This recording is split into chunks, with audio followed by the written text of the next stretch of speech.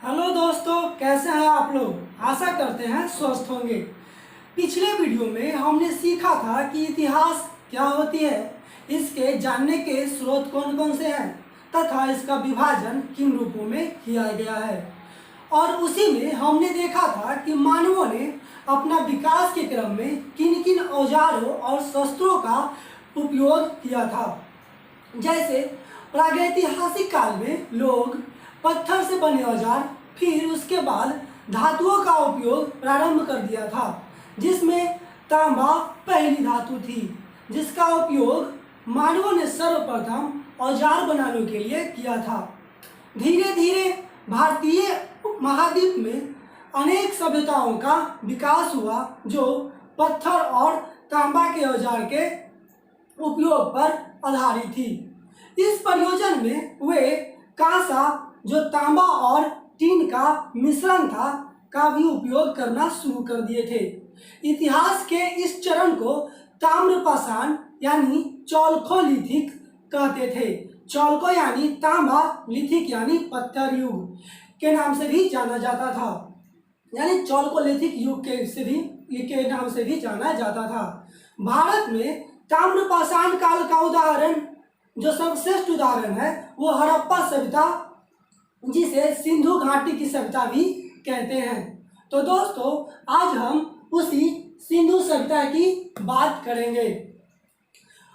सिंधु सभ्यता के बारे में हम बात करेंगे और जानेंगे कि उसका उद्भव कैसे हुआ, उसका नामकरण कैसे किया गया, उसका भौगोलिक विस्तार कहाँ से कहाँ तक थे, उसके नगर नियोजन जो सर्वश्रेष्ठ माना जाता है वो कैसी थी, इसके जानने के कौन कौन से मतलब इनसे जो प्राप्त प्रमुख स्थलों से जो प्राप्त अवशेष प्राप्त हुए थे, उसी के द्वारा जो हम अनुमान लगाए थे उसके बारे में जानेंगे।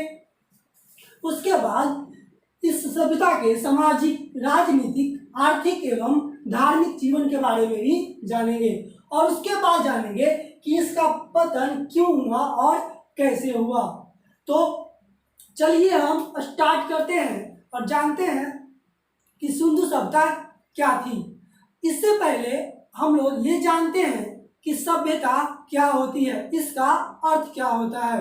तो दोस्तों, सभ्यता का सीधा साधा अर्थ है, इसका अर्थ ही होता है अच्छा करना, सुधारना, यानी जो जंगली आदतों की जगह अच्छी आदतें पैदा करना और इसका व्यवहार किसी समाज या जाति के लिए करना।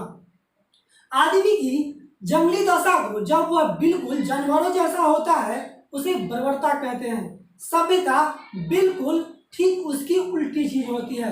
हम बर्बरता से जितनी दूर जाते हैं उतने ही सब होते जाते हैं और एक समाज का निर्माण करते हैं। इसके क्रम में देखें तो सभ्यता अलग चीज होगी, या क्योंकि इसमें एक जो पहले जंगलों में रहने वाले लोग थे वो नगर में एक सुयोजित ढंग से नगर की स्थापना किए थे। हर जितने भी भौतिकवादी चीज होती थी वो लगभग पूरे कर लिए थे। वैसे सभ्य होने का सभ्य होना और कौन सभ्य है और कौन सभ्य नहीं है, इसका पैमान लगाना, यानी इसका पैमाना मापना बहुत ही मुश्किल है। जैसे हम लोग किसी ट्राइब को असभ्य मानते हैं और अपने आप को सभ्य मानते हैं, लेकिन वही पश्चिमी देशों वाले की बात करें तो वो लोग हमें असभ्य मानते हैं और वो लोग अपने आप को सभ्य मानते हैं। वो लोग समझते हैं कि टाई, बूट, टाई, ये सब जो पहनना, अच्छे से कांटे के चम्मच से खाना खाना, ये सब जो आते हैं वो सब कहलाती है। हम लोग समझते हैं कि जो ट्राइबल एरिया में जो जनजाति रहती है वो सब है, पढ़ते लिखते नहीं है, ये करते हैं वो करते हैं, लेकिन अपने जगह वो भी सब है, हम भी सब है। इसकी इसका जो पैमाना मापना, इसका मापना एक बहुत ही कठिन काम है। तो चलिए हम लोग स्टार्ट करते हैं इसके नामकरण से और इसके भौगोलिक विस्तार से। पहले हम नामकरण पे आते हैं। तो दोस्तों, भारतीय उपमहाद्वीप में विकसित इस महान सभ्यता को सिंधु घाटी सभ्यता या सिंधु घाटी सभ्यता और सिंधु सभ्यता एवं हड़प्पा सभ्यता के नाम से भी जाना जाता है। इस सभ्यता में सर्वप्रथम हड़प्पा की खोज हुई जो रावी नदी के तट पर स्थित थी। इसके बाद जिन स्थलों की खोज की गई वो सिंधु नदी के तट पर स्थित, अतः खोजकर्ताओं ने इसे प्रारंभ में सिंधु घाटी सभ्यता का नाम दिया। बाद में इस सभ्यता के और भी क्षेत्र खोजे गए हैं जो सरस्वती घाटी, यमुना घाटी, गोदावरी घाटी आदि से प्राप्त हुए। अतः पुरातत्वविदों ने इस सब में जो प्रमुख थी हड़प्पा सभ्यता, जिसकी खोज सर्वप्रथम की गई थी, उसी के नाम पर इसका नाम हड़प्पा सभ्यता कर दिया। तो दोस्तों अब आते हैं इसके हम भौगोलिक विस्तार पे कि इसका विस्तार कहाँ से कहाँ तक किया गया था और इसका क्षेत्र कितना था, कितने क्षेत्रों में ये फैला हुआ था। तो अगर हम उत्तर की बात करें तो यह मांडा यानी जम्मू कश्मीर तक, उत्तर में जम्मू कश्मीर यानी मांडा तक, और दक्षिण में दैमाबाद महाराष्ट्र तक फैला हुआ था। और वहीं अगर हम पश्चिम क्षेत्र की बात करें तो ये बलूचिस्तान और बलूचिस्तान के सुतकांगे डोर तक फैली हुई थी। और वही पूरब की बात करें तो ये यूपी के उत्तर प्रदेश के आलमगीरपुर तक फैली हुई थी। अगर इसके उत्तर से दक्षिण की लंबाई की बात करें, कितने किलोमीटर तक फैली हुई थी, तो यह 1100 किलोमीटर, कहीं कहीं आपको 1400 किलोमीटर भी देखने को मिलेगी। वही पूरब से पश्चिम की बात करें तो इसकी जो लंबाई है, मतलब इसकी जो फैलाव था वो 1600 किलोमीटर तक फैला हुआ था, 1600 किलोमीटर क्षेत्रों तक। इसकी जो आकृति थी वो त्रिभुजाकार थी। अगर इसकी कुल क्षेत्रफल की बात करें तो इसका कुल क्षेत्रफल 13 लाख वर्ग किलोमीटर था, कहीं कहीं आपको 16 लाख वर्ग किलोमीटर भी देखने को मिलेंगे।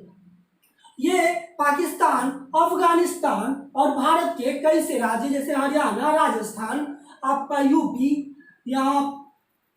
वगैरह में ये सब जगहों में ये फैला हुआ था। पंजाब में भी बहुत से क्षेत्र इसके मिले थे।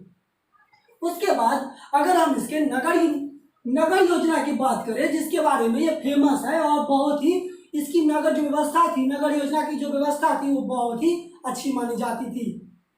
यह एक नगरीय सभ्यता थी। इसकी सबसे बड़ी विशेषता की बात करें तो यह थी कि पर्यावरण के अनुकूल इसका अद्भुत नगर नियोजन तथा जल का निकास प्रणाली।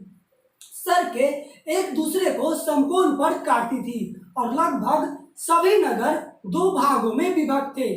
प्रथम भाग में जो दुर्ग निर्मित थे जिसमें शासक वर्ग निवास करते थे, और वहीं दूसरे भाग में जहां नगर था, आवास क्षेत्र थे, उसके साथ मिले, जहां से ये पता चला कि वह जो निचले भाग थे वहां पे सामान्य नागरिक, व्यापारी वर्ग और श्रमिक वर्ग आदि रहते थे।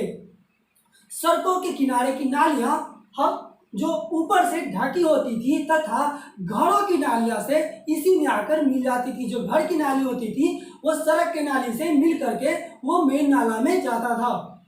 इतनी अच्छी इनकी व्यवस्था थी। नगरों को किले बंद किया गया था ताकि कोई चोर लुटेरा, कोई मांसाहारी पशु से कोई खतरा न हो, इससे बचा जा सके। और इनके जो घर के दरवाजे एवं खिड़कियां थी वो गलियों में खुला करती थी, ना कि सड़कों पर। सिर्फ लोथल एक ऐसा जगह था जिसके सड़क एवं खिड़कियां सड़क की ओर खुलती थी।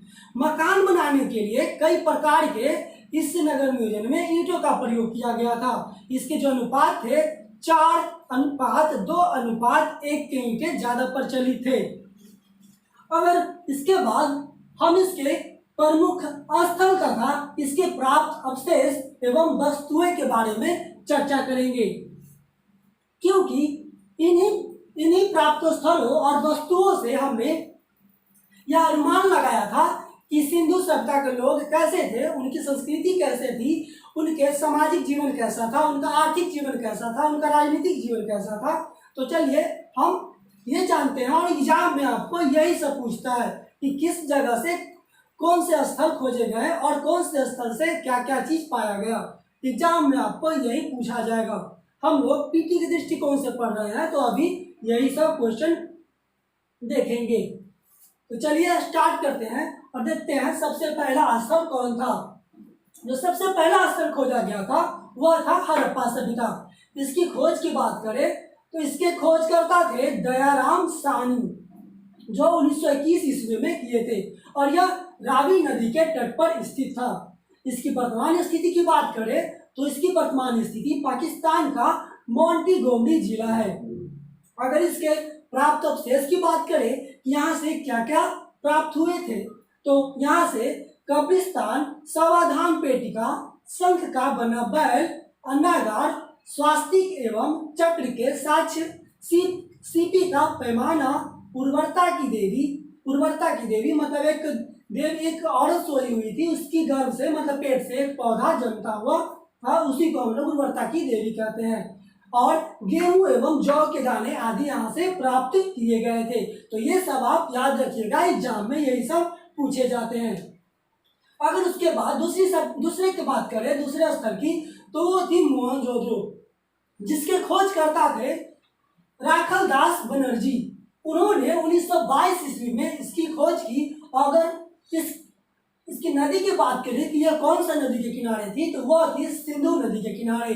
अगर इसकी वर्तमान स्थिति की बात करें कि यह वर्तमान में किस जगह पे है, तो ये सिंधु प्रांत का लड़कना जिला में अवस्थित है।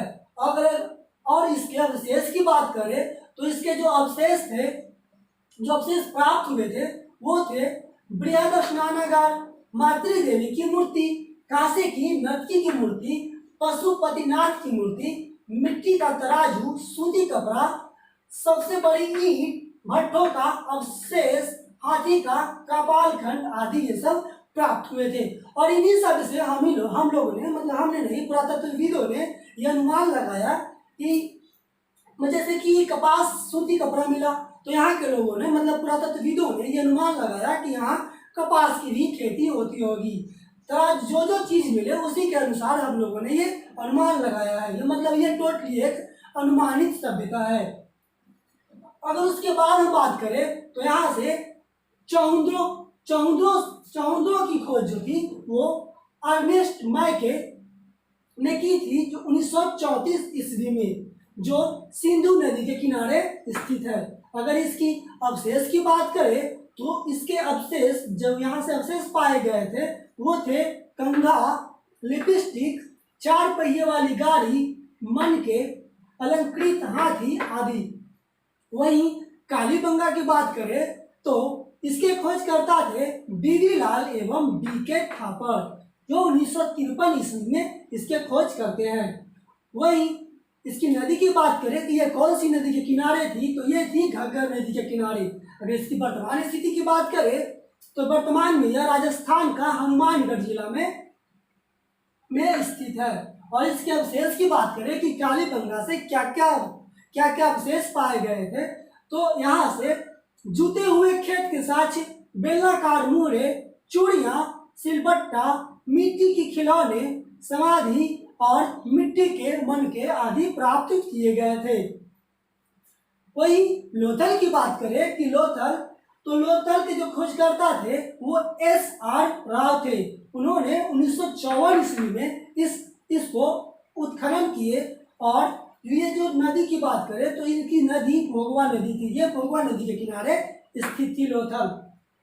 अगर वर्तमान स्थिति की बात करें तो लोथल गुजरात के अहमदाबाद जिला में स्थित है। अगर इसके अवशेष की बात करें कि लोथल से कौन कौन से अवशेष या कौन कौन से साक्ष्य पाए गए थे, तो वो थे बंदरगाह, धान की भूसी, चावल और बाजरे के साक्ष्य, तांबे का कुत्ता, मनका उद्योग का साक्ष्य, 3 युगल समाधियां, फारस की मोहरे, दिशा मापक यंत्र आदि यहाँ से पाए गए थे। उसके बाद सुरकोटदा की बात करें तो दोस्तों सुरकोटदा की खोज RL ऑस्टेन ने की थी और ये जो थी वो दास नदी के किनारे स्थित थी। अगर इसकी वर्तमान स्थिति की बात करें तो पाकिस्तान का मकरान तट जो समुद्र के किनारे स्थित है, यहाँ इसकी वर्तमान स्थिति है। अगर इसके अवशेष की बात करें यहाँ से क्या क्या पाए गए थे, तो यहाँ से घोड़े की अस्थियां और कब्रगाह आदि पाए गए थे। उसके बाद अगर हम बनावली की बात करते हैं तो बनावली की खोज RS विस्ट ने किया था और ये बनावली जो थे वो सरस्वती नदी के किनारे स्थित थी। अगर इसकी वर्तमान स्थिति की बात करें तो ये फतेहाबाद जो हरियाणा में पड़ती है वहाँ स्थित है। अगर इसके अवशेष की बात करें तो दोस्तों यहाँ से हल्की आकृति वाले मिट्टी के खिलौने, यानी हल्की आकृति वाले मिट्टी के खिलौने, जो तांबे के वनाग्र आदि पाए गए थे। और धौलावीरा की बात करें तो इसके खोजकर्ता जेपी जोशी थे। इन्होंने 1967 ईस्वी में इसका उत्खनन करते हैं और इसकी जो वर्तमान स्थिति है वो कच्छ गुजरात में स्थित है। वही इसके अवशेष की बात करें तो यहाँ से 16 जलाशय, स्टेडियम एवं सूचना पट आदि प्राप्त किए गए थे। जो धौलावीरा था वो सिंधु नदी का सबसे बड़ा नगर था। अन्य नगरों की योजना से यहाँ की जो नगर योजना थी वो बिल्कुल भिन्न थी और सुव्यवस्थित थी। वहीं रोपड़ की बात करें तो रोपड़ के खोजकर्ता बीबी लाल जो थे वो 1950 ईस्वी में इसके उत्खनन करते हैं और जो रोपड़ था वो सतलज नदी के किनारे स्थित है। वही वर्तमान स्थिति की बात करें तो ये पंजाब जो भारत में पड़ता है वहाँ पे ये अभी स्थित है। और इसके अवशेष की बात करें तो दोस्तों यहाँ से कुत्तों को दफनाए जाने का प्रमाण मिलता है। वहीं राखी गढ़ी की बात करें तो इसके खोजकर्ता सूरजभान एवं भगवान दास थे। इन्होंने 1969 ईस्वी में इसके खोज करते हैं। अगर इसकी वर्तमान स्थिति की बात करें तो ये हरियाणा में पाया जाता है। वही यहाँ के इस राखी गढ़ी के बारे में जो आपको जानना है वो यह है कि यह भारत का सबसे बड़ा पूरा स्थल था। यहाँ से इतना ही नहीं बहुत सारे चीज पाए गए थे। वो तो मेन चीज है जो एग्जाम में आपको ज्यादा पूछे जाते हैं। ये सब आप ध्यान से इसको याद कर लीजिएगा। ये सब महत्वपूर्ण स्थल थे। उसके बाद हम बात करते हैं कि सिंधु सभ्यता यानी हड़प्पा सभ्यता के सामाजिक, आर्थिक और राजनीतिक जीवन एवं धार्मिक जीवन कैसे थी। तो दोस्तों हम लोगों ने यानी उत्खननकर्ता ने, इतिहासकारों ने इन सभी प्रमुख स्थलों से जो अवशेष पाए गए थे उन्हीं के साक्ष्यों पर उन्होंने अनुमान लगाया कि उनका राजनीतिक जीवन कैसा था, उनका धार्मिक जीवन कैसा था और उनका आर्थिक जीवन कैसा था। तो चलिए इसकी हम बात करते हैं। अगर इसकी सामाजिक जीवन की बात करें तो दोस्तों यहाँ की जो समाज थी वो मातृसत्तात्मक एवं समाज में पुरोहित, योद्धा, व्यापारी एवं श्रमिक वर्ग सभी पाए जाते थे। आवासों की संरचना की बात करें तो यहाँ आर्थिक विषमता दर्शाती थी, क्योंकि यहाँ दो तरह के घर बनाए गए थे। जो ऊंचे होते थे दुर्ग टाइप के, वहाँ पे बड़े बड़े उच्च अधिकारी या शासक वर्ग रहते थे। वही नीचे वाला जो नगर था उसमें श्रमिक वर्ग, व्यापारी वर्ग या सामान्य जनता इसमें रहती थी। इससे ये पता चलता है कि आर्थिक विषमता यहाँ पाई जाती थी। वहीं यहाँ के जो समाज थे वो साज सज्जा पे विशेष ध्यान देते थे। स्त्री एवं पुरुष दोनों आभूषण पहना करते थे तथा शाकाहारी एवं मांसाहारी दोनों प्रकार के थे। मतलब ये मांस भी खाते थे और ये सामान्य भोजन जो शाकाहारी भोजन भी करते थे। यहाँ के लोग मनोरंजन के लिए चौपड़ एवं पासा खेलते थे। वहीं यहाँ की जो समाज थी उसमें पूर्ण समाधिकरण, आंशिक समाधिकरण एवं दाह संस्कार का भी प्रचलन था। और अगर इस समाज में माप तौर की प्रणाली भी पाई जाती थी। धातु निर्माण, ग्रह नक्षत्र, मौसम विज्ञान आदि, गणित आदि की भी जानकारी इस समाज में हो चुकी थी।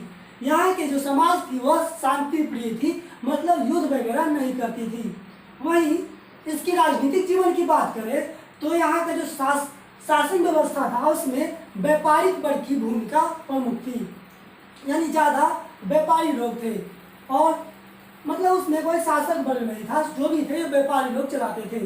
वहीं अगर जनतंत्र और यहाँ की शासन व्यवस्था थी वो जनतंत्रात्मक थी, ना कि राजतंत्रात्मक। तो आप समझते ही होंगे, जानते होंगे कि राजतंत्रात्मक किसको कहते हैं और जनतंत्रात्मक किसे कहते हैं।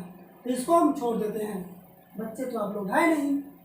वही आर्थिक जीवन की बात करें तो यहाँ की जो समाज थी वो कृषि एवं व्यापार पे आधारित थी, जो मेसोपोटामिया एवं मध्य एशिया तक व्यापार करता था। इस समय कई बंदरगाह थे, जैसे कि लोथल, रंगपुर, सुरकोटदा, प्रभास पाटन आदि। यहाँ पर माप की दशमलव प्रणाली तथा माप तौर की इकाई 16 के गुणक में थी। गेहूं, जौ, कपास, सरसों आदि की खेती, इसके लिए कांसे के औजार तथा लकड़ी का हल का प्रयोग भी करते थे। अगर यही इसकी व्यापार की बात करें तो यहाँ पे व्यापार, कृषि तथा परिवहन के लिए लोग पशुओं का उपयोग करते थे एवं यहाँ पे बहुत सारे जानवर भी पालते थे, जैसे कि कुबर वाले बैल, गाय, भैंस, बकरी, हाथी, कुत्ते, सूअर आदि पालते थे। और इसकी धार्मिक जीवन की बात करें तो दोस्तों, ये लोग ईश्वर की पूजा करते थे तथा साथ में मानव, वृक्ष एवं पशु तीनों रूप में करते थे तथा भूत प्रेत, तंत्र मंत्र एवं जादू टोना एवं बलि प्रथा पर भी विश्वास करते थे। आपने कहीं देखा होगा, पता पढ़े होंगे कि यहाँ के लोग ताबीज भी पहनते थे। उसके बाद ये लोग धार्मिक जीवन पे आते हैं। इसके बाद ये मातृ देवी, पशुपतिनाथ, लिंग योनि, अग्नि, सूर्य आदि को पूजते थे पुनर्जन्म में, और ये लोग पुनर्जन्म में विश्वास भी करते थे। और मूर्ति पूजा का जो आरंभ था, हम कह सकते हैं कि मूर्ति पूजा का आरंभ इसी सभ्यता से स्टार्ट हो चुका था। तो दोस्तों, ये थे हम लोग जो अनुमान लगाए थे इनके प्राप्त अवशेषों से, इसके सामाजिक जीवन कैसी थी, राजनीतिक जीवन कैसे थी, आर्थिक जीवन कैसे थी और धार्मिक जीवन कैसी थी। मतलब हम लोगों ने एक अनुमान पर ये सब चीजें जाने थे। उसके बाद हम बात करते हैं इसके पतन की, कि इसका पतन कैसे हुआ। तो अनेक विद्वानों ने अपना अलग अलग मत दिया है कि इसका पतन कैसे हुआ था। जैसे कि गार्डन चाइल्ड एवं मिलर ने कहा कि यहाँ पे बाढ़ आक्रमण एवं आर्यों का आक्रमण किया गया था, जिसके कारण इसका पतन हो गया था। वहीं जॉन मार्शल, अर्नेस्ट मैके एवं S.R. राव ने ये कहा कि यहाँ पे एक भीषण बाढ़ आई थी, जिसके कारण इस सभ्यता का पतन हो गया। उसके बाद ऑरेल ऑस्टेन, ये अमलानंद घोष, ये दोनों ने ये कहे कि यहाँ पे एक जलवायु परिवर्तन हुआ था, जलवायु परिवर्तन हुआ था, जिसके कारण ये इसका पतन हो गया। उसके बाद S.R. साहनी, इन्होंने कहा कि भूकंप आने के कारण इस सभ्यता का पतन हो गया। वहीं जॉन मार्शल कहते हैं कि यहाँ पे प्रशासनिक स्थिरता होने के कारण ये सभ्यता अपने पतन के कगार पे पहुंच गई। वहीं K.U.R. कैनेडी कहते हैं कि यहाँ पे एक प्राकृतिक आपदा आई थी, महामारी आया था, जिसके कारण इस सभ्यता का पतन हो गया था। वो बोलते हैं कि मलेरिया के कारण हुआ था। वैसे ही महामारी हम लोगों को अभी आई हुई है, जैसे कि कोरोना, जिसे कोरोना कह रहे हैं हम लोग। तो हम लोगों का भी पता ना हो जाए, इसलिए कोरोना से बचकर रहिए, घर में रहिए और स्वस्थ रहिए। हम लोग आपके साथ हैं और हमेशा वीडियो भेजते रहेंगे।